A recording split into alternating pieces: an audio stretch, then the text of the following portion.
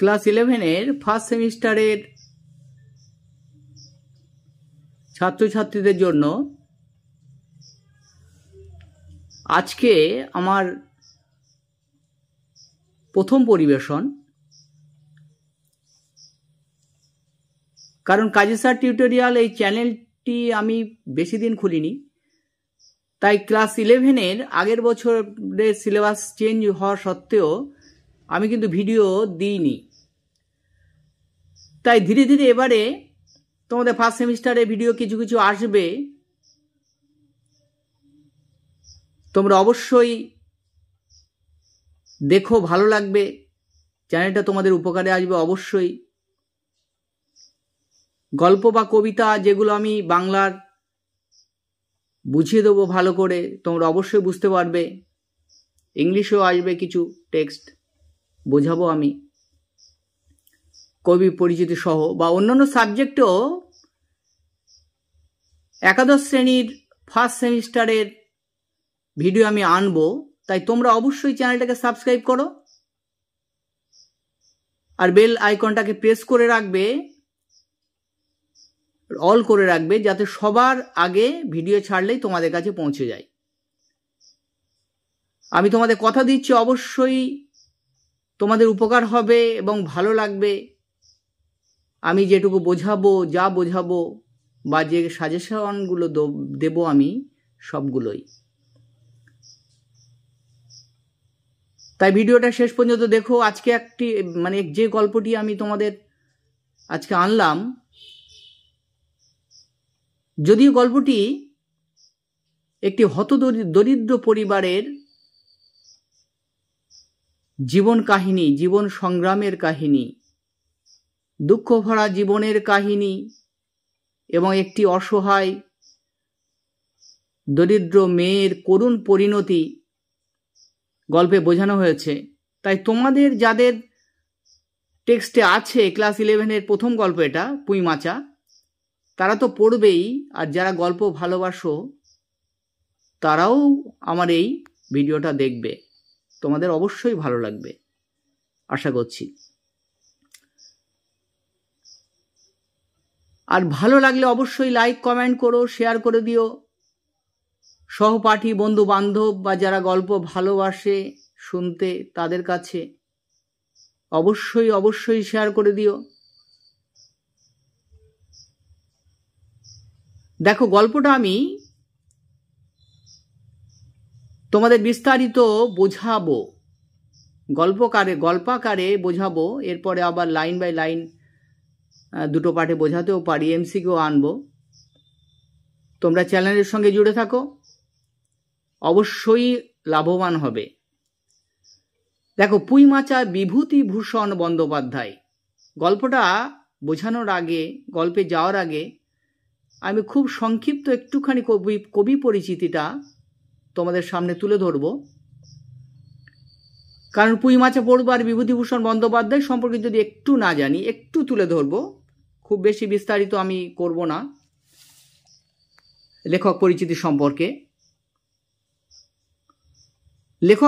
সম্পর্কে। তাহলে পুঁই মাচা গল্পের লেখক হলেন বিভূতিভূষণ বন্দ্যোপাধ্যায়।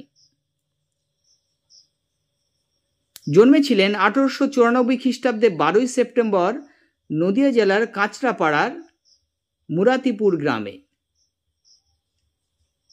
পিতা ছিলেন মহানন্দ বন্দ্যোপাধ্যায়, মাতা মৃণালিনী দেবী। 3 ভাই ও 3 বোনের মধ্যে বিভূতিভূষণ ছিলেন সবার থেকে বড়, অর্থাৎ তার দায়িত্ব ছিল অনেক, কিন্তু তা সত্ত্বেও তিনি সাহিত্য রচনার প্রতি আকৃষ্ট হন। আমরা বিভূতিভূষণকে চিনি সবচেয়ে বেশি চিনি তার পথের পাঁচালী উপন্যাসের জন্য। পথের পাঁচালী অপরাজিতা। অপু দুর্গাকে কে না চেনে, কে না অপু দুর্গার গল্প ভালোবাসে? সেটাও বিভূতিভূষণের অমর সৃষ্টি। এছাড়াও তিনি শিশুদের জন্য চাঁদের পাহাড় গল্প লিখেছেন, খুব সুন্দর। তাল নবমী লিখেছেন, যারা পড়েছ তারা জানো। বিভূতিভূষণের মৃত্যু হয়েছিল 1950 খ্রিস্টাব্দের 1 নভেম্বর। তিনি হৃদরোগে আক্রান্ত হয়ে মারা গেছিলেন। আমাদের এই গল্প পুঁই মাচা বিভূতিভূষণের মেঘমল্লার গল্প গ্রন্থ থেকে নেওয়া হয়েছে। তাহলে এইটুকুই আমি সংক্ষিপ্ত আকারে বিভূতিভূষণ সম্পর্কে বললাম। এইবার আমরা গল্পে প্রবেশ করব।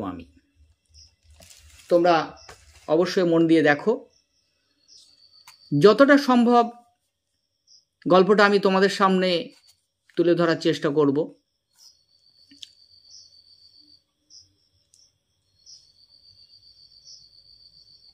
পরপর ভিডিও সব আসবে, তোমরা জুড়ে থাকো। দেখো, পুঁই মাচা। পুঁই মাচা, পুঁই বলতে এখানে বোঝানো হয়েছে, দেখো সবাই জানো পুঁই মানে কি? পুঁই শাক, যেটা সবাই জানে, চেনে। পুঁই শাক চেনে না এমন কাউকে হয়তো পাওয়া যাবে না। আর পুঁই শাক খেতে ভালোবাসে না, পছন্দ করে না। আর যদি সেটা চিংড়ি মাছ দিয়ে হয়, ছোট চিংড়ি দিয়ে, তাহলে তো কথাই নেই। সেই পুঁই শাকের মাচার কথা বলা হয়েছে। মাচা, মাচা অর্থাৎ বাঁশ দিয়ে, কঞ্চি দিয়ে। পুঁই শাক যেহেতু লতানো গাছ, তাই তার উপরে যাতে বিস্তার লাভ করতে পারে, সেই জন্য যেটা দেওয়া হয় সেটা হলো মাচা। এখানে পুঁই মাচার কথা বলা হয়েছে। গল্প কিন্তু প্রথম থেকে অন্যভাবে শুরু হয়েছে, আর আমরা পুঁই মাচার কথা পাই গল্পের শেষে। কিন্তু পুরো ঘটনা প্রবাহটার সঙ্গে এই পুঁই মাচার সম্পর্ক আছে, তাই লেখক গল্পটির নাম দিয়েছেন পুঁই মাচা। দেখো, গল্পে কিছু চরিত্র আছে, কিন্তু প্রধান চরিত্র কিন্তু এখানে সহায় হরি আর অন্নপূর্ণার পরিবার এবং তাদের 3 মেয়ে। অন্নপূর্ণার, সহায় হরির পরিবার এবং তাদের 3 মেয়ে, খেন্তি, পুঁটি এবং রাধি। বড় মেয়ে খেন্তি, মেজ মেয়ে পুঁটি এবং ছোটটা রাধি। এই 3 মেয়ে নিয়ে সহায় হরি এবং অন্নপূর্ণার দিন আনা দিন খাওয়া দুঃখের সংসার কোনো রকমে চলে। উপার্জনের তেমন পথ ছিল না বলে কোনো রকমে চলত। সেই সহায় হরি, দেখো গল্প শুরু হচ্ছে, সহায় হরি উঠানে এলো, প্রবেশ করলো, করে অন্নপূর্ণার কাছে একটা ঘটি বা বাটি কিছু একটা চাইল। কারণ কি ছিল? অন্নপূর্ণাকে সহায় হরি বলছে যে তারক খুড়ো নামটা মনে রেখো, এর ভিতরে কিন্তু আমি বুঝিয়ে দিচ্ছি, এমসিকিউ এর মধ্যে থাকবে। তারক খুড়ো কি করেছিল? গাছ কেটেছিল। তারক খুড়ো গাছ কেটেছে, অর্থাৎ খেজুর গাছ কেটেছে। সেই খেজুরের রস আনার জন্য অন্নপূর্ণার কাছে একটা ঘটি বা বাটি চাইল। অন্নপূর্ণা তখন কি করছিল? দেখো, অন্নপূর্ণা তখন কি করছিল? মাথায়, চুলে নারকেলের তেল মাখাচ্ছিল।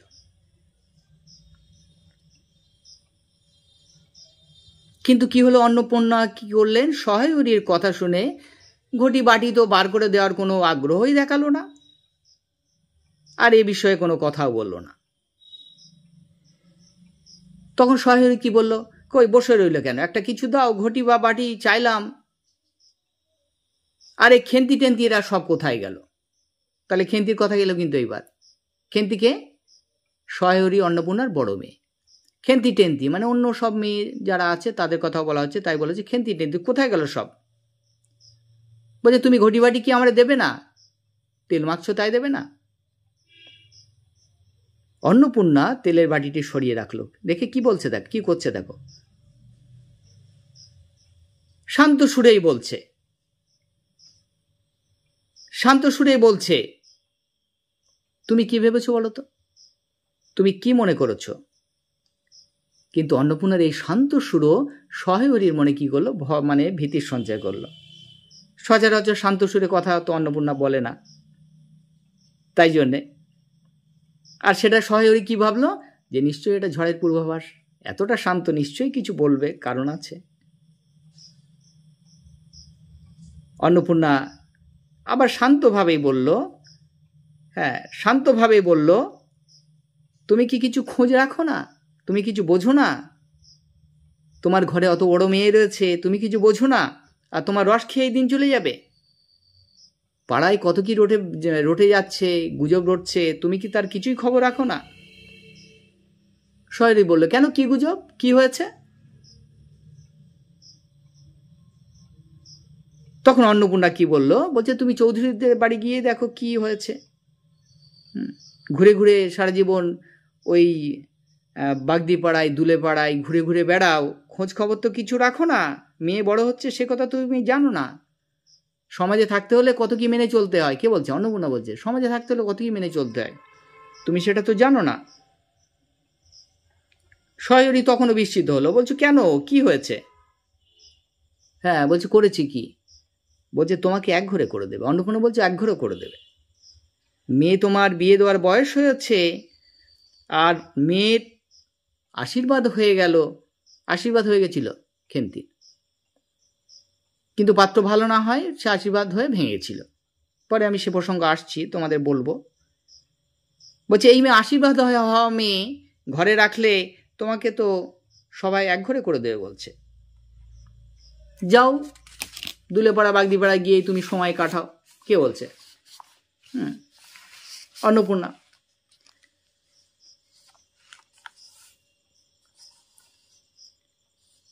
বলছে হ্যাঁ একঘরে তো সবাই করছে, আমাদের তো কেউ নেয় না, ছোঁয় না, আমাদের সাহায্য করে না। আর কালীময় ঠাকুর মানে ব্রাহ্মণ যে মানে ঠাকুর বলছে সে যদি একঘর করে, একঘরে করে দেয় তা দিক, তাতে কি অসুবিধে? অন্নপূর্ণা আরো এইবার রেগে গেল। বলছে কেন, একঘরে করতে তোমার সময় লাগে? তোমার কি টাকা আছে, পয়সা আছে? তোমার চাল চুলো কিছুই নেই, তোমার কোনো মুরদি নেই, এটা কি চৌধুরীদের কোনো মানে কঠিন কাজ হবে তোমার একঘরে করে দেবে? আর তোমার মেয়ে যে বড় হয়েছে তার তো 15 বছর বয়স, তাহলে কার 15 বছর বয়স ছিল? খেন্তির 15 বছর বয়স হয়েছে, তুমি কমিয়ে 13 বললেই হবে? লোকে কি চোখ বন্ধ করে রাখে, দেখে না কিছু? তখন সহায়রী কি বললেন, কি করলেন দেখো। সহায়রী তখন দেখলেন যে স্ত্রীর মেজাজ গরম হয়ে গেছে, তার থামার তো কোনো নামই নেই। তখন তিনি ভাবলেন, সহায়রী কি ভাবলেন, যে তাহলে আমি এখন বাড়ি থেকে চলে যাওয়াই ভালো, তাহলে অন্নপূর্ণার রাগটা কমে যাবে। তখন সহায়রী কি করলো, নিজেই কি করলো, দাওয়া থেকে মানে বারান্দা থেকে একটা কাঁসার ঘটি নিয়ে কি করলো, খিড়কির দরজা মানে সামনের দিকে লক্ষ্য করে চলে যেতে লাগলো। কিন্তু যেতে গিয়ে হঠাৎ থেমে গেল। কেন থেমে গেল দেখো। তখন সেই সময় সহায়রীর মেয়ে, বড় মেয়ে খেন্তি, আর সঙ্গে পুঁটিয়া রাধিও ছিল, তারা তখন প্রবেশ করছে। কি নিয়ে দেখো, পুঁই শাকের ডাঁটা, পুঁই শাক আর ডাঁটা মোটা মোটা হলুদ হয়ে গেছে, সেই রকম ডাঁটা এক গোছা কোলে করে ধরে নিয়ে খেন্তি তখন প্রবেশ করছে বাড়িতে, সঙ্গে 2 বোনও পিছনে আছে। দেখে সহায়রী আনন্দিত হয়ে বলল, কোথা থেকে আনলি মা? সহায়রী মেয়েদের কিছু বলতো না, বকাঝকা যা করতো কে করতো? অন্নপূর্ণা করতো। বলছে মা কোথা থেকে আনলি? কিন্তু অন্নপূর্ণা দেখে রেগে গেল। কেন রেগে গেল? হ্যাঁ কেন রেগে গেল? বলছে কারা তাদের জঞ্জাল পরিষ্কার করে দিয়েছে, বাড়ি থেকে আগাছা উপড়ে দিয়েছে, আর তুই তাই তুলে নিয়ে এসেছিস?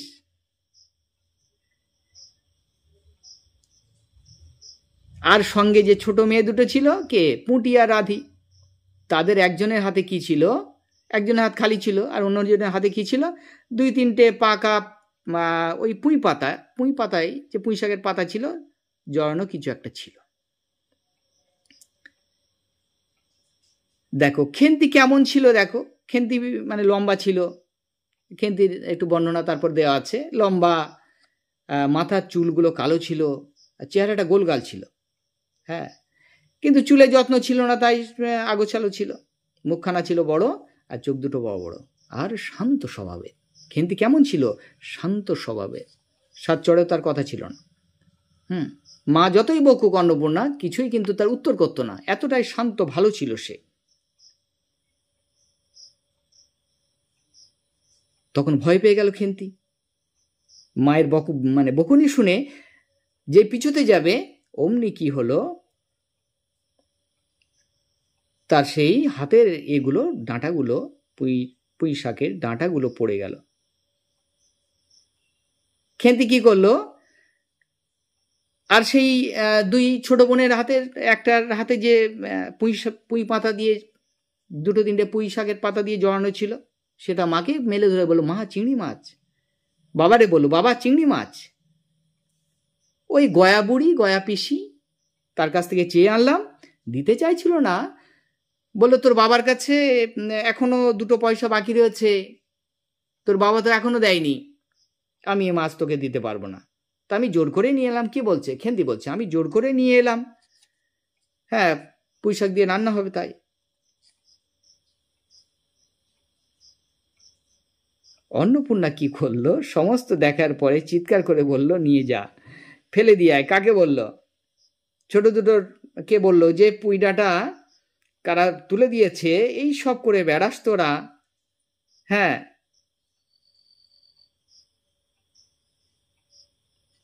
কি বলেছে, খেন্তিরে বলছে, তো বিয়ে দিলে তো 4 ছেলের মা হতো, আর তো অন্নপূর্ণা রেগে গেলে তখন যা খুশি তাই বলতো। আর তুই বাবার সঙ্গে মিলে এইসব করে বেড়াচ্ছিস, কোথায় শাক, কোথায় বেগুন, কোথায় রস, কোথায় ছাই, এইসব করছিস। বলছি যা, ফেলে দিয়ে আয়। হ্যাঁ, এই দেখে শান্ত ভদ্র নিরীহ খেন্তির হাত আলগা হয়ে গেল আর পড়ে গেছিল। বলেছি আগে, বললাম তোমাদের। আর মা ওই যে রাধি কি করলো, সেইগুলো আবার কুড়িয়ে নিয়ে পুঁই ডাঁটাগুলো ফেলতে গেল বাইরে, খিড়কির দিকে চলে গেল। কিন্তু যেহেতু সে ছোট ছিল, খুবই ছোট, তাই কিছু কিছু পুঁই ডাঁটা ছড়াতে ছড়াতে গেল। আর অমান্য করার মতো, অন্নপূর্ণাকে অমান্য করার মতো মেয়ে তারা ছিল না। তারা মাকে খুব ভয় পেত, বাবার সঙ্গে মানে সব বলতো, বাবা যা বলতো করতো, কিন্তু মাকে ভয় পেত তারা, অন্নপূর্ণাকে। কেন, অন্নপূর্ণা একটুতে রেগে যেত, চিৎকার চেঁচামেচি করতো। তখন ফেলতে যাবে, তখন সহায়রী কি বলছে, এনেছে বাচ্চা মানুষ, ছেলে মানুষ ওরা, তা ফেলতে যাবে কেন, রান্না করে দাও। শুনে মানে পুঁটি, রাধি আর খেন্তি সবারই ইচ্ছে ছিল যে পুঁই শাক দিয়ে চিংড়ি মাছটা চচ্চড়ি করে খাওয়ার। আবার ফিরে তাকালো, ছোট মেয়ে রাধি ফিরে তাকালো, অন্নপূর্ণা আবার মানে চোখ পাকিয়ে বলছে যা, ফেলে দিয়ে আয়। ফেলে দিতে গেল। কিন্তু এইটা সহায়রী লক্ষ্য করলো যে বড় মেয়ে খেন্তির চোখে কিন্তু জল, কারণ সে পুঁই শাক খেতে বড়ই ভালোবাসত। কিন্তু তার চোখ দুটো জলে ভরে গেল। এতে কি হলো, সহায়রীর খুব কষ্ট হলো। কিন্তু এদিকে আবার অন্নপূর্ণা রেগে আছে, তাকেও তো চটানো যাবে না। বুঝতে পারছো তোমরা? খুব সুন্দরভাবে আমি সহজভাবে কিন্তু গল্পটাকে বোঝাচ্ছি। যারা গল্প ভালোবাসো তারাও দেখবে, আর যাদের পাঠ্য তোমরা অবশ্যই এই ভিডিও দেখলে একদম পুরো গল্পটা পরিষ্কার হয়ে যাবে, আর পড়াই লাগবে না, সব এমসিকিউ তোমরা পেরে যাবে। কিন্তু অন্নপূর্ণা তো গলার নয়, বলছে কোথা থেকে ভিক্ষা করে এনেছে, কারা উপড়ে দিয়েছে গাছ, তাই মানে নিয়ে চলে এসেছে।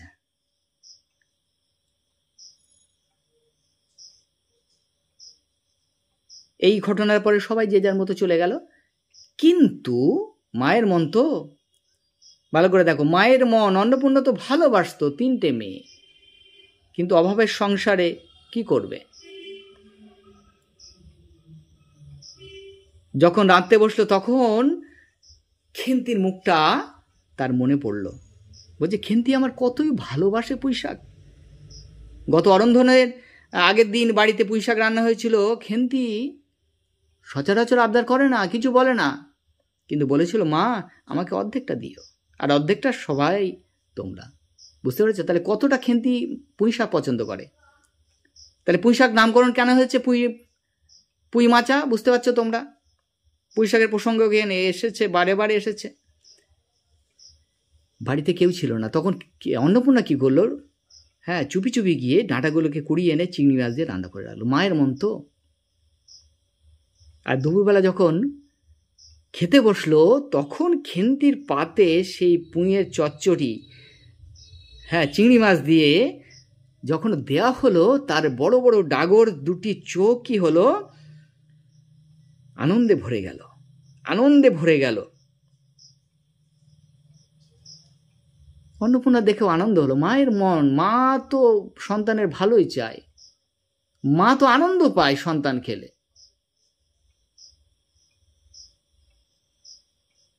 অন্নপূর্ণা যখন দেখলো যে খেন্তির পাতে একটুও নেই, একদম চেটে পুঁছে খেয়ে নিয়েছে,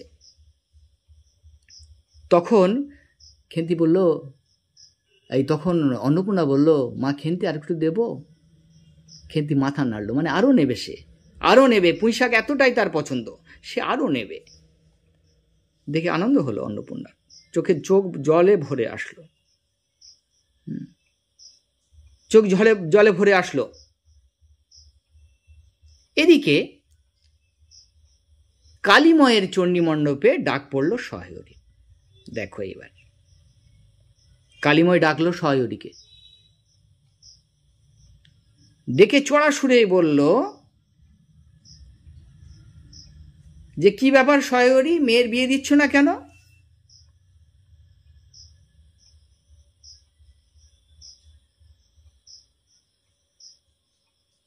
কেন মেয়ের বিয়ে দিচ্ছ না? কালীময় কি করেছিল? পাত্র একটা দেখে দিয়েছিল। কার জন্যে? খেন্তির জন্যে।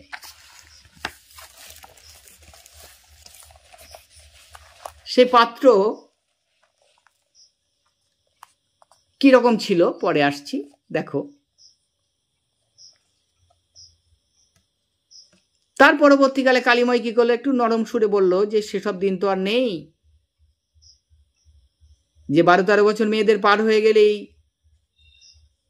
সমাজে একঘরে করে দেওয়া হবে বা তার সঙ্গে কেউ মিশবে না। বলছে, সেসব দিন তো আর নেই। এই কথা বলতে লাগলো। সহায়রী বলছে, সবে তো 13, আমার মেয়ের তো 13 বছর বয়স, বিয়ে তো দেবই। বলছে, 13 না। কালীময় কি বলছে? বলছে, 13 হোক আর 16 আর তোমার 25 হোক, তাতে আমার তো দরকার নেই। তোমার মেয়ের জন্য পাত্র দেখে দিলাম, তোমার মেয়ের আশীর্বাদ হয়ে গেল, তারপর তুমি ভেঙে দিলে, বিয়ে ভেঙে দিলে। এ মেয়ে তো তুমি রাখতে পারবে না, এ মেয়ে তুমি রাখতে পারবে না, মেয়ে তোমার বিয়ে দিতেই হবে। দেখো কোন পাত্র শ্রীমন্ত কোন পাত্র কালীময় ঠিক করে দিয়েছিল, কোন পাত্র ঠিক করে দিয়েছিল? দেখো, শ্রীমন্ত মজুমদারের ছেলের সঙ্গে ঠিক করে দিয়েছিল। আর ছেলেটা ছিল কি? ছিল চরিত্রহীন। তার সঙ্গে ঠিক করে দিয়েছিল। তাতে স্বার্থও ছিল, কালীময়ের স্বার্থ ছিল। হ্যাঁ, কালীময়ের তাতে স্বার্থ ছিল।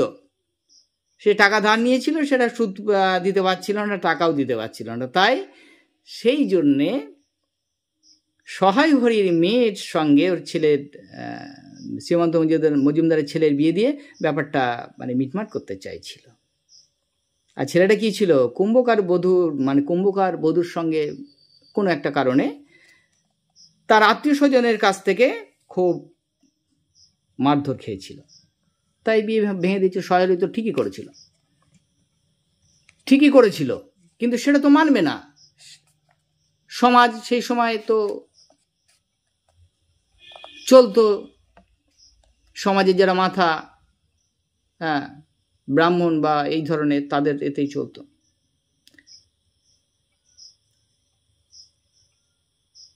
দেখো তারপর এরপরে সহায়রী চলে আসলো। দিন 2 পরে কি হলো, সহায়রী উঠানে বসে, তার উঠানে যে বাতাবি লেবু গাছ ছিল, সেখান দিয়ে রোদ আসছিল এবং কি করছিল, সে রোদ তাপাতে বা রোদ পোহাতে পোহাতে তামাক টানছিল। খেন্তি এসে বললো, ওই বাবার সঙ্গে কিন্তু সব কথা হতো, তার মেয়েরা কিন্তু বাবাকে বলতো, যেহেতু সহায়রী সঙ্গ দিত মেয়েদের, কিছু বলতো না। হ্যাঁ, এসে খেন্তি চুপি চুপি বলছে, বলছে বাবা যাবে না, অর্থাৎ কোথায় যাওয়ার কথা ছিল। অর্থাৎ সত্যি কথা বলতে কি, মানে সত্যি কথা বলতে কি, অভাবের সংসার হলে অনেক কিছুই করতে হয় মানুষকে। সহায়রী কি করতো, সংসার চলে না, এর আলুটা, হ্যাঁ ওর কলাটা বা কিছু একটা মাঝে মাঝে সে কি করতো, পেড়ে আনতো। অন্নপূর্ণা এটা কিন্তু পছন্দ করতো না। অন্নপূর্ণা ভাবতো এটা তো চুরিরই সামিল, খাওয়া হবে না, কিন্তু অন্নপূর্ণা এগুলো পছন্দ করতো না। আর এর সঙ্গ দিত তার মেয়েটার সঙ্গে, মেয়েদের সঙ্গে যেত। তারা ছেলে মানুষ তো, তারা বুঝতো না অত। বড় মেয়েরই বয়স তো 13 বছর বলা হয়েছে। ছোটগুলো আরো ছোট, তারা একটু খেতে চাইতো, তারা মানে খেতে ভালোবাসতো, কিন্তু অভাবের সংসারে তো খাওয়া হতো না। কি করবে, অভাবের তাড়নায় এটা করতো। অর্থাৎ কোথায় যাওয়ার কথা ছিল। সহায়রী কি বলছে, যা শাবলটা নিয়ে আয় দেখি, যাই। তারপরে শাবল আনার পরে খেন্তি কি বললো, মা কিন্তু ঘাটে গেছে, মা বাড়ি নেই, তাই অন্নপূর্ণার সামনে এসব চলবে না। হ্যাঁ, তারপর চারিদিকে দেখে নিয়ে দুজনা বেরিয়ে পড়লো, কে, খেন্তি আর সহায়রী বার হয়ে পড়ল। এদিকে অন্নপূর্ণা স্নান ছেড়ে বাড়িতে চলে আসলো, আর ওদিকে খেন্তি আর খেন্তির বাবা সহায়রী চলে গেছে কোথায়। অন্নপূর্ণা এসে দেখলো বাড়িতে নেই। আর মুখুজ্জে বাড়ির, যখন উনুন ধরানোর জোগাড় করছিল, মুখুজ্জে বাড়ির ছোট মেয়ে বইতে বলা আছে খুকি, দুর্গা আসলো। এসে বলছে, খুড়িমা, মা বলেছে, মা তোমাকে যেতে বলেছে ইতুর ঘরটা বার করে দিয়ে আসার জন্য। পাশাপাশি থাকলে সব একে অন্যকে সহযোগিতা করতে হয়। তাহলে ওই পাড়া কি অন্নপূর্ণা কি বললো, বলছে আচ্ছা ঠিক আছে চল যাই, মুখুজ্জে বাড়ির ওই পাড়া, এ পাড়া ও পাড়া। হ্যাঁ, তাহলে যাওয়ার জন্য প্রস্তুত হলো অন্নপূর্ণা। যেতে যেতে যে জঙ্গল বা বন পড়েছে, সেখানে একটা লেজ ঝোলা একটা হলদে পাখি, হলুদ রঙের, আমড়া গাছের ডালে, এ ডাল থেকে ও ডাল করছে। আর বাচ্চা মেয়ে দুর্গা কি বলছে, ও খুড়িমা ওই দেখো কেমন পাখি। কিন্তু পাখি দেখতে গিয়ে একটা জিনিস অন্নপূর্ণার নজরে আসলো, দেখছি ঘন জঙ্গলের মধ্যে খুব খুব আওয়াজ হচ্ছে, কিছু খোঁড়ার আওয়াজ হচ্ছে। দেখো কিছু খোঁড়ার আওয়াজ হচ্ছে। আর যেই মানে দুর্গা কথা বলল, মুখুজ্জে বাড়ি ছোট মেয়ে, এগুলো সব এমসিকিউ তো আসবে, কিন্তু কথা বললো, আওয়াজটা বন্ধ হয়ে গেল। তাহলে যারা খুঁড়ছিল বুঝতে পেরেছে কে খুঁড়ছিল বলো তো গর্তটা, কি খুঁড়ছিল? সেই শাবল নিয়ে বার হলো তো সহায়রী আর কি খেন্তি, কিছু একটা তুলছিল, পরে বলবো, আমি বলছি। সেটা কিন্তু অন্নপূর্ণা দেখে ফেলেছে, বুঝে ফেলেছে। বাড়ি ফিরলো। ফিরার পরে খেন্তি একদম ভালো মানুষের মতো রোদে বসে তেলের বাটি নিয়ে খোঁপা খুলছিল, তেল মাখবে তাই।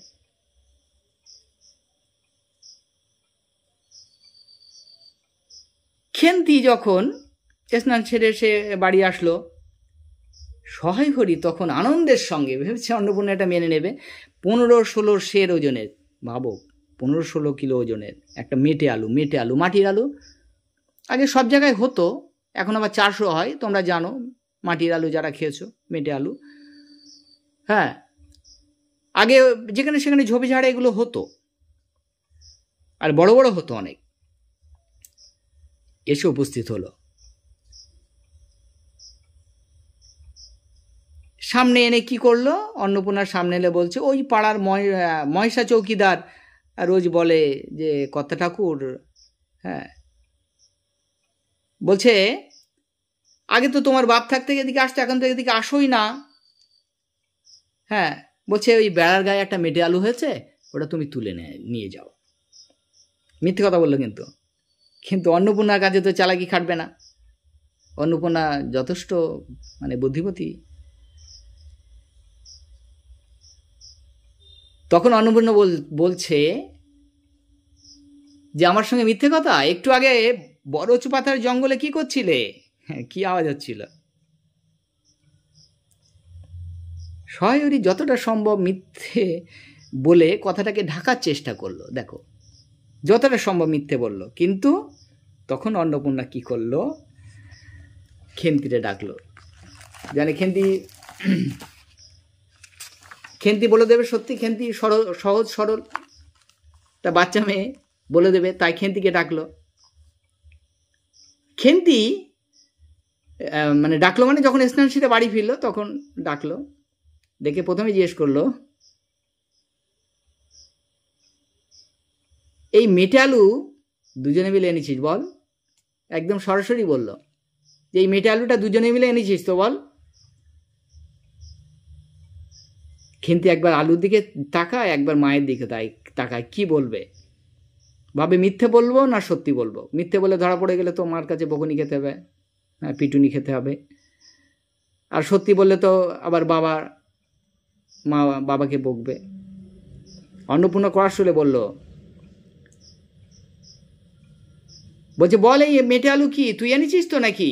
হ্যাঁ অন্নপূর্ণা যখন এই কথা বলেছে, খেন্তি তখন বলেছে হ্যাঁ, উত্তর দিয়ে দিয়েছে, সত্যিটা বলে দিয়েছে।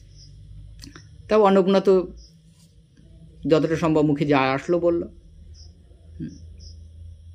যে বিয়ের যোগ্য মেয়ে, তুই সমর্থ মেয়ে, হ্যাঁ বিয়ের যোগ্যে হয়ে গেছে, আর ওই গহীন বনে যেখানে পোকামাকড় বাঘ লুকিয়ে থাকে বলেছে বইয়ের ভিতরে, সেখানে মেটে আলু আনতে গেছিস। আর যদি ওই যাদের মানে বাগান থেকে তুলেছে জঙ্গল থেকে, হ্যাঁ তারা হচ্ছে গোসাইদের কথা বলা হয়েছে, বলছে তারা যদি চৌকিদারটাকে ধরিয়ে দিত তখন কি করতিস? এরও 2-3 দিন পর তাহলে সেই ঝামেলা তখন মিটে গেল। তারপরে 2-3 দিন পরে কি হলো, একদিন বিকালবেলা ধুলো মাটি হাতে খেন্তি কি করলো, মাকে এসো বললো মা এসো দেখবে এসো। খেন্তিতে যে ভাঙা পাঁচিল ছিল ধারে কিছু কিছু গাছপালা হয়েছিল, কি কি বলেছে, পাথরকুচি, কণ্টকারি, এইসব গাছ হয়েছিল। খেন্তি কি করলো, ছোট বোনটিকে নিয়ে সেখানে এটা সেটা লাগায় বিভিন্ন গাছপালা, তারই মধ্যে একটা শীর্ণকায় একটা পুঁই শাকের চারা লাগিয়েছে, সেইটা দেখানোর জন্য মাকে ডাকতে এসেছিল। মাকে দেখালো, মা খুব ভালোভাবেই ভালো মুখেই বলছে দূর পাগলি, তাই এখন লাগালে কি হয়, বর্ষাকালে পুঁততে হয়, ও কি হবে, ও তো মরে যাবে জল না দিলে। খেন্তি বলে কেন আমি জল দেবো রোজ? মানে পুঁই শাক এতটাই ভালোবাসতো সে ওই গাছটাকে, বললো আমি জল দেবো, আমি বাঁচিয়ে রাখবো।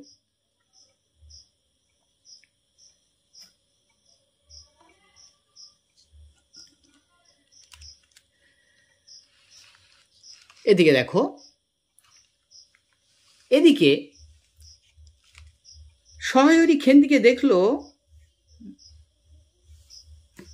শীতে, তার সময়টা শীত ছিল, শীতে কাঁপছে কিন্তু গায়ে কিছু নেই, একটা জামা ছিল, সেটা সহায়রী খেয়ালই করেনি, লক্ষ্যই করেনি কোনোদিন যে খেন্তি এত বড় হয়ে গেছে, সেই যে জামাটা কিনে দিয়েছিল রাসের মেলায় হরিপুরের, সেটা যে তার গায়ে হবে না, কত দিয়ে কিনেছিল, এগুলো সব এমসিকিউতে আসবে। কিন্তু আমি যদিও লাইন বাই লাইন বোঝানোর চেষ্টা করব আবার, আর তোমাদের গল্পটা বুঝিয়ে দিলাম আজকে, আর এমসিকিউ আনবো, তবুও তোমরা আমার গল্পটা একটু ভালো করে মনোযোগ দিয়ে শুনবে, তাহলে সবটা মনে থাকবে। কিন্তু 2.5 টাকা দিয়ে জামাটা কিনে দিয়েছিল এখান থেকে, হ্যাঁ, আর কতবার যে ছিঁড়ে গেছে, কতবার যে রিপু করা হয়েছে।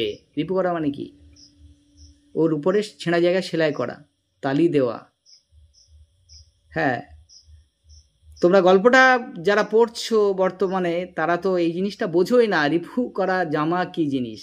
কিন্তু আগে মানুষের অবস্থা এতটাই খারাপ ছিল, এতটাই তারা দরিদ্র, হতদরিদ্র ছিল, একই জামা ছিঁড়ে ছিঁড়ে সেখানে সেলাই করে করে রিপু করে করে চলত।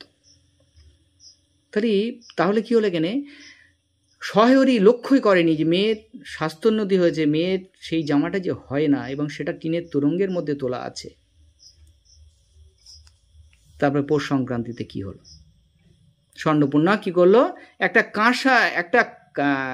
কাঁশিতে কি করলো, চালের গুঁড়া ময়দা গুড় দিয়ে পৌষ সংক্রান্তিতে কি করে, পিঠেপুলি করার জন্য সব রেডি করলো। আর খেন্তিকে বললো, খেন্তি মা তুই কলার পাতায় কি কর, নারকেলটাকে কুড়ে দে। খেন্তি তো যা বলতো তাই করতো, শান্ত ঠান্ডা নিরীহ একটা মেয়ে, খেন্তি তাই করতে লাগলো।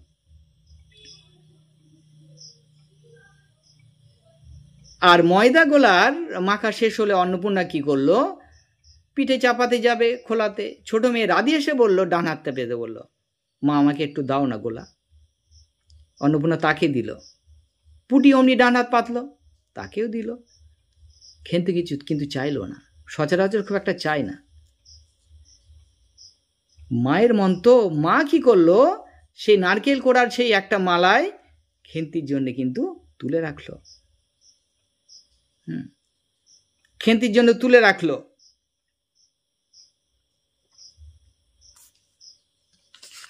এবং খেন্তি কি করলো, সেটা পরম তৃপ্তিতে পরে কিন্তু খেয়েছিল।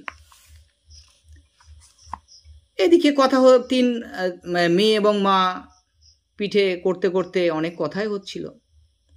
পুটি বলল, ক্ষীর না হলে নাকি পাটিসাপটা হয় না। বলছে ক্ষীর না হলে নাকি পাটিসাপটা হয় না।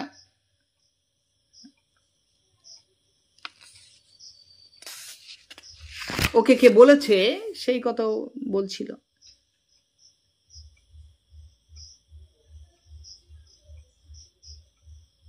অন্নপূর্ণা কি হলো, বেগুনের বোটায় তেল লাগিয়ে খোলায় মাখাচ্ছিল পিঠে তোলার জন্য।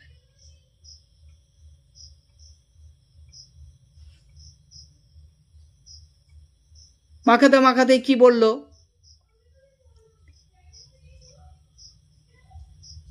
বলছে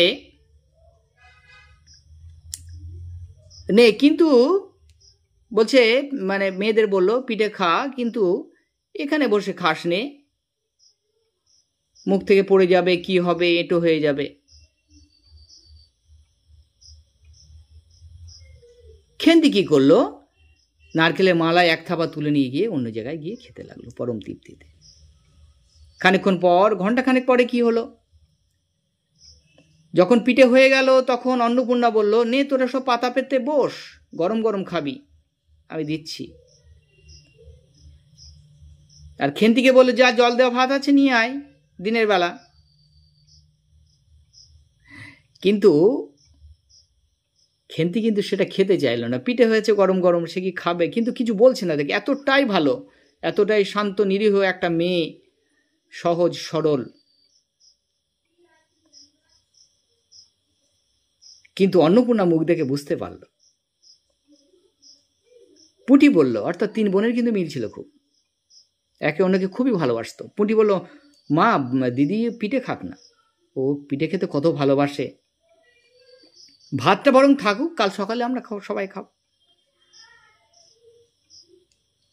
পুটি কি করলো, খান কয়েক খেলো আর খেতে চাইল না।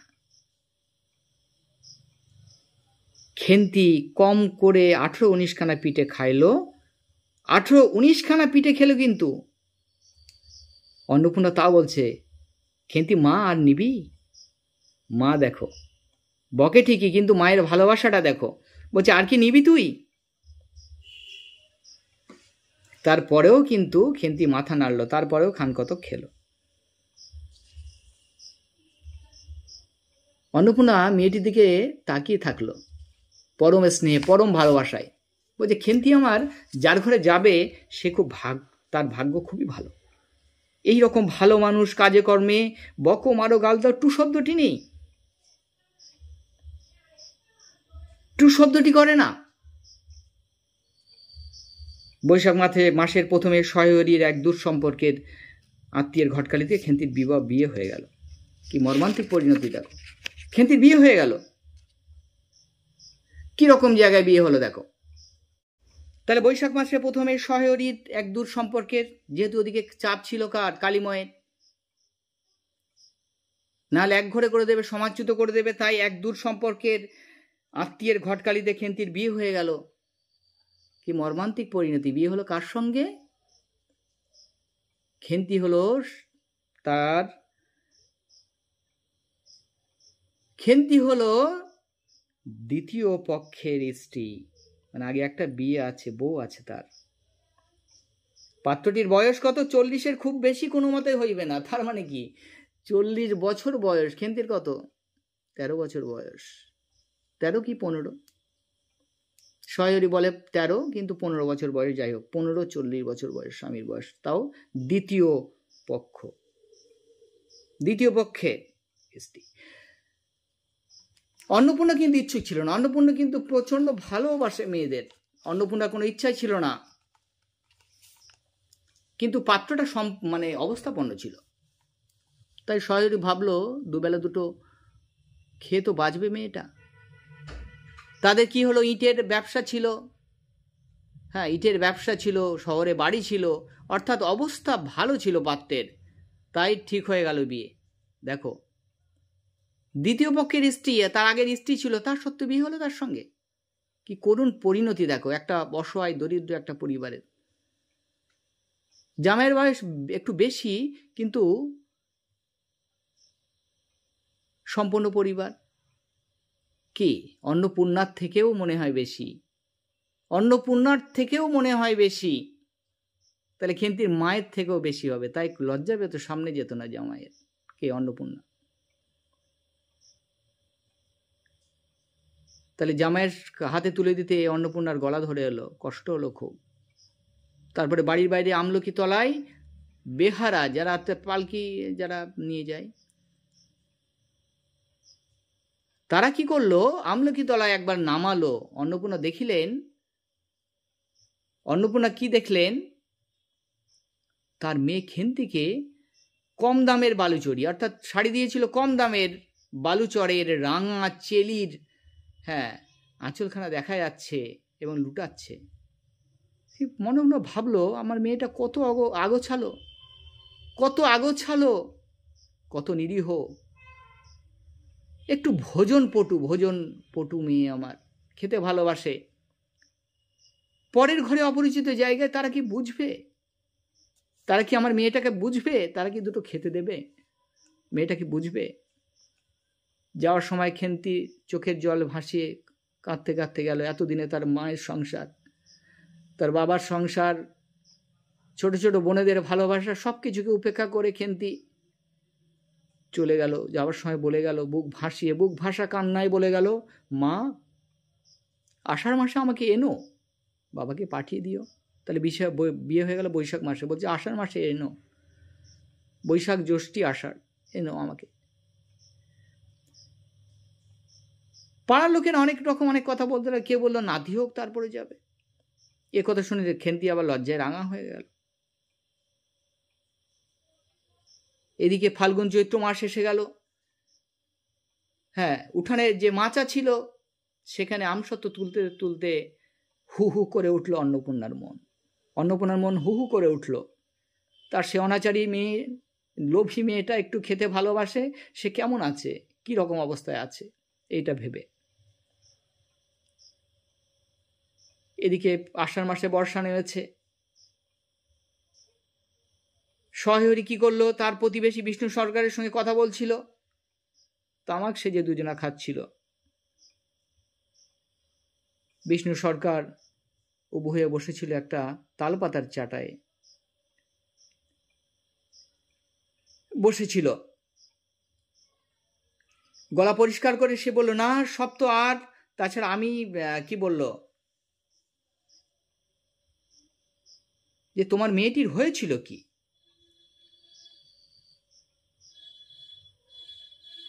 কি হয়েছিল? বিষ্ণু সরকার জিজ্ঞেস করলো, মেয়েটার কি হয়েছিল? সহায় হরিও হুকায় টান দিয়ে বলল, মেয়ের আমার বসন্ত হয়েছিল, শুনেছিলাম। কি করুণ পরিণতি দেখো, বসন্ত হয়েছে, বাবা মাকে খবর দেওয়া হয়নি, শেষ মুখটাও দেখতে পায়নি সহায়রী মা অন্নপূর্ণা। তার মেয়েকে তারা পাঠাতেই চায় না, কারণ ঠিক হয়েছিল বিয়ের সময় 250 টাকা মতো বাকি ছিল, সেই টাকাটা দিতে পারেনি বলে অন্নপূর্ণাকে পাঠাতো না। অসহায় দরিদ্র মা বাবার কাছে মেয়েকে পাঠাতো না। কত কষ্টে ছিল খেন্তি মা বাবাকে ছাড়া। যে মা আদর করে কাছে বসিয়ে পিঠে খাওয়াতো, যে মা পুঁইশাক খেতে ভালোবাসতো বলে খেন্তি পুঁইশাক খেতে ভালোবাসতো বলে তাকে বেশি বেশি দিত। দেখো, গল্পটা কিন্তু খুবই সুন্দর, আমারও গলা ধরে আসছে, কিন্তু করুণ পরিণতি, শেষ পরিণতি, করুণ পরিণতি আমারও কিন্তু বোঝাতে গিয়ে গলা ধরে আসছে। আশা করি তোমাদের ভালো লাগবে। তোমরা অবশ্যই গল্পটা শোনো, আর একটু আছে, লাইক কমেন্ট শেয়ার করো বেশি বেশি করে, আর সবাইকে পাঠিয়ে দাও যার গল্প ভালোবাসে, তাদেরও ভালো লাগবে, অবশ্যই ভালো লাগবে। আর যাদের পাঠ্য আছে তারা তো পড়লে একদম পুরো জলের মতো হয়ে যাবে। 250 টাকার জন্য মেয়েকে আসতে দেয় না, বাবা মার থেকে আলাদা করে দিয়েছে। এই রকম চামার তারা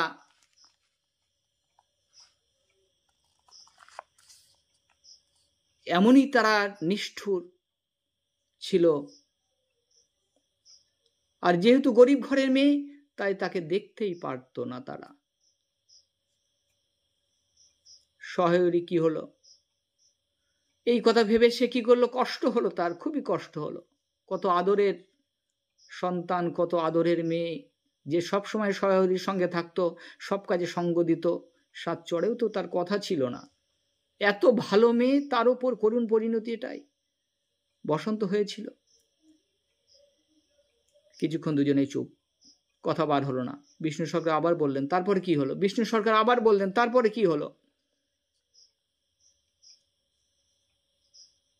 বলছে অন্নপূর্ণা খুব কান্নাকাটি করছিল। পৌষ মাসে দেখতে গিয়েছিলাম মেয়েটিকে, এক নজর দেখেছি কি দেখিনি, শাশুড়ি শুনিয়ে কত কথা শোনালো। ছোট লোক বলল, ছোট লোকের সঙ্গে কুটুম্বিতে করে তারা ভুল করেছে, এই কথা বললো, এই কথা শোনালো। আমার মেয়ের কোনো কথাই বললো না, তার কোনো সুনাম তো করলোই না। আর যেহেতু তার সামর্থ্য ছিল না, খালি হাতে দেখতে গিয়েছিল বলে আরো অনেক কথা শোনালো।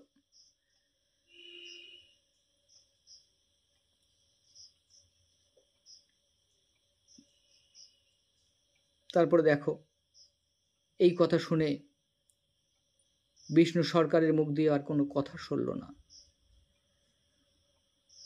তারপরে কি হলো, সহায়রী যখন চলে এলো, সেই 250 টাকা বাকি, আর খালি হাতে মেয়েকে দেখতে গিয়েছিল। তারপরে গঞ্জনা লাঞ্ছনা আরো নিশ্চয়ই বেড়ে গেছিল, খেন্তির উপর আরো বেড়ে গেছিল, আরো নিশ্চয়ই নির্যাতন হতো। তারপরে কি কপালের দুর্ভোগ, কি কপালের ফের দেখো, বসন্ত রোগে আক্রান্ত হলো ফাল্গুন মাসে খেন্তি। এমনই চামার ছিল, এমনই চামার, এমনই তারা ছোট লোক ছিল, এমনই তার নিষ্ঠুর ছিল। বসন্ত বার হওয়ার সঙ্গে সঙ্গে টালায় এক দূর সম্পর্কে বোনের বাড়ি পাঠিয়ে দিল। তার ওখানে ফেলে রেখে তারা চলে গেল, সংবাদ দিল না, একটাও সংবাদ দিল না, না সহায়রীকে না অন্নপূর্ণাকে। দেখো, আমার গলা ধরে আসছে, কিন্তু খুব পরিণতি, করুণ পরিণতি। একটা অসহায় মেয়ের মৃত্যু শুধুমাত্র অর্থের জন্য, শুধুমাত্র দারিদ্রতার জন্য, শুধুমাত্র পণের টাকা দিতে পারিনি বলে, তার করুণ পরিণতি। সংবাদ পর্যন্ত দেয়নি অন্নপূর্ণা সহায়রীকে। পরে তারা সংবাদ দিয়েছিল, যেখানে পাঠিয়ে দিয়েছিল। সহায়রী বলছে, আমার গায়ে কাঁটা দিয়ে উঠছে, কিন্তু এতটাই ভালো গল্পটা, এতটাই সুন্দর, এতটাই আবেগপ্রবণ, এতটাই মন ছুঁয়ে যাওয়া একটা গল্প। বলছে, দেখতে পাইনি আমি গিয়ে, আর আমি দেখতে পাইনি আমার মেয়েকে, আমি গিয়ে আর দেখতে পাইনি।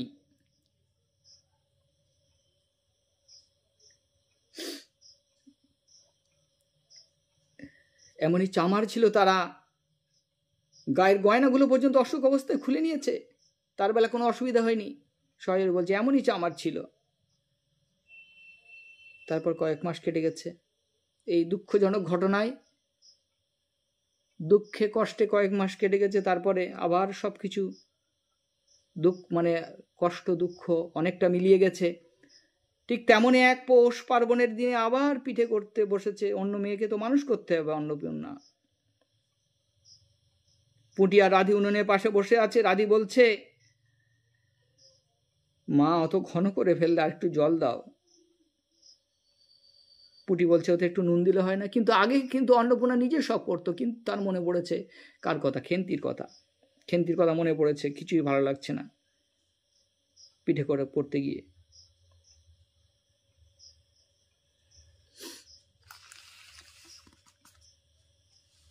অন্নপূর্ণা মেয়েদের একটু সরে বসতে বলল আগুনের ধার থেকে।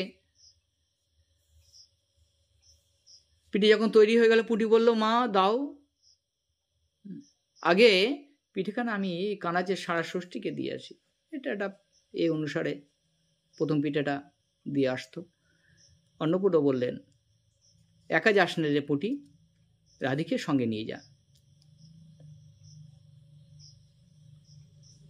তাহলে জ্যোৎস্না উঠেছে পিছনে বাগানে, সারা গাছের ঝোপের মধ্যে তেলাকুচা লতার থেলো থেলো সাদা ফুলের জন্য জ্যোৎস্না যেন আটকে গেছে। পুঁটি রাধি খিড়কির দৌড় খুলতেই শিয়াল কি করেছে? খসখস করে আওয়াজ করেছে শুকনো পাতায়। কিন্তু পুঁটি পিঠেখানা জোর করে ঝোপের মধ্যে ফেলে দিয়েছে। আর কি করেছে? চারিদিকে খসখস আওয়াজ হচ্ছে শিয়ালের এতে। ছেলে মানুষ ভয় পেয়ে পিছিয়ে এসেছে। এসে কি করেছে? দরজা বন্ধ করে দিয়েছে। পুঁটি রাধি ফিরে এলো। অন্নপূর্ণা বললে, দিলি? পুঁটি বলে, হ্যাঁ মা। তুমি আর বছর সেই নেবুর চারা তুলে এনেছিলে না? সেখানে ফেলে দিলাম। তারপর রাত্রি অনেকক্ষণ কেটে গেছে, পিঠে গড়ানো শেষ হয়ে গেছে। রাত তখনও বেশি। জ্যোৎস্নার আলোয় বাড়ির পিছনের বন অনেকক্ষণ ধরে একটা কাঠঠোকরা পাখি কি করছিল? শব্দ করছিল স্বর করে। দুই বোনের খাওয়ার জন্য কলার পাতা চিরতে চিরতে কি করলো? পুঁটি অন্যমনস্ক হয়ে বলল, মা, দিদি বড় ভালোবাসতো। তারপরে খানিকক্ষণ তিনজনে নির্বাক। পুরনো কথা মনে পড়ে গেছে, খেন্তির কথা মনে পড়ে গেছে। তিনজনেই কথা বলছে না। আর কি করুণ পরিণতি দেখো, কথা বলতে পারছে না আর। আমারও গলা ধরে আসছে দেখো গল্পটা পড়ে। খুবই সুন্দর গল্প।